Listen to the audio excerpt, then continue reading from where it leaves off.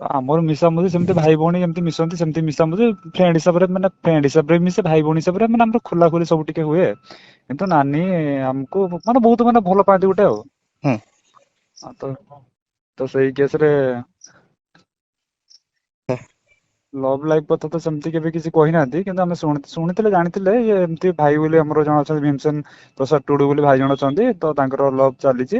ହୁଁ ତ ସେଇ କେସରେ ସେମାନେ ଖାଲି କହୁଥିଲେ କି ବାହାଘର ଟା ଏମିତି ହବ ଡିସେମ୍ବରରେ ଏଇ ମାସରେ ହବ ବୋଲି। ବାବୁ ଆମର ଏମିତି ସଜ ହବ, ସେମିତି ହବ, ମେହେନ୍ଦୀ ହବ, ଇଏ ହବ, ଟିକେ ଆମର ଟିକେ ୟୁନିକ୍ ଟାଇପ ର ଟିକେ ବାହାଘରଟା ହବ ବୋଲି ଏମିତି କହୁଥିଲେ ନାନୀ ଆଉ। ହୁଁ ନାଇଁ ସେଟା ତ ମୁଁ ଆଗରୁ ଯେବେ ନାନୀ ଆସେ ସେମିତି ତ ମୁଁ କେବେ ଦେଖି ନାହିଁ। ଏଇଥର ଯେବେ ନାନୀ ଆସିଥିଲା ଟିକେ ଖାଲି ମୁହଁ ଶୁଖେଇଥିଲା।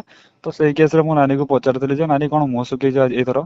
ତ ନାନୀ ଖାଲି ଏତିକି ମତେ କହିଥିଲେ କି ଲାଷ୍ଟ ଟାଇମ ଯେ କାହା ଉପରେ ତୁ କେବେ ବିଶ୍ବାସ କରିବୁନି, ମାନେ ଠିକ ସେ ବିଶ୍ବାସ କରିବୁନି ହଠାତ୍ ସେ, ହୁଁ ହୁଁ ଏତିକି ଖାଲି କହିଥିଲେ।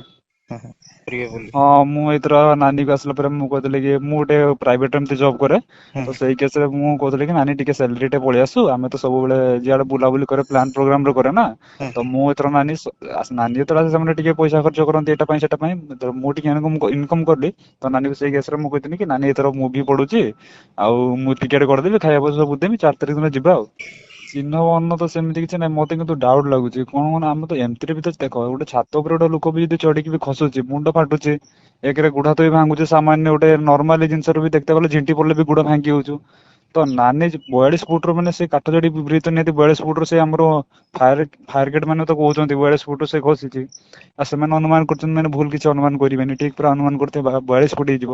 ତ ନାନୀ ଖସିବ ମାନେ ସେଠି ଗୋଟେ ଚିହ୍ନ ବି ନାହିଁ, ମାନେ ଗୋଡ ଭାଙ୍ଗିବାର କି ମୁଣ୍ଡ ଫାଟିବାର ସେମିତି ତ କିଛି ଚିହ୍ନ ନାହିଁ। ମତେ ଲାଗୁଛି କି ମାନେ ମର୍ଡର କେସ୍ ହେଇଥିବ ଆଉ।